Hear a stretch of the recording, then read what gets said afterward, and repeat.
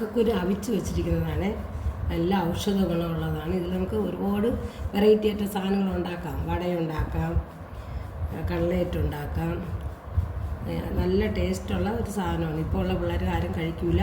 പണ്ടൊക്കെ ഞങ്ങൾ ഇഷ്ടംപോലെ കഴിക്കുമായിരുന്നു. എൻ്റെ അമ്മയെല്ലാം നെല്ല് അവിക്കുമ്പോൾ അതിൽ വാരിയിട്ട് അവിച്ച് അത് ഉണക്കാനെടുക്കുമ്പോൾ അതിൽ ചിക്കി ഇടുമ്പോൾ അതിൽ നെല്ല് നുള്ളി ആ സ്ഥലത്തുള്ള നമ്മളെ തൊട്ട് അയൽവക്കങ്ങളുള്ള കുട്ടികളും എല്ലാവരും വരും ഇത് കഴിക്കാനായിട്ട്.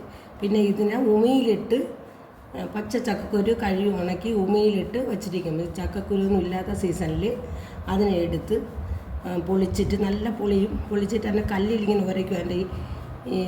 എൻ്റെ ഈ കളർ പോകാൻ വേണ്ടി പൂപ്പ്. ഇപ്പോൾ ഈ പൂപ്പ് കളയരുതെന്നാണ് പറയുന്നത്, കളഞ്ഞുകൂടാ. അത് കഴിക്കണം. അത് ഇട്ടിട്ട് അത് നല്ല മധുരമായിരിക്കും കഴിക്കാൻ.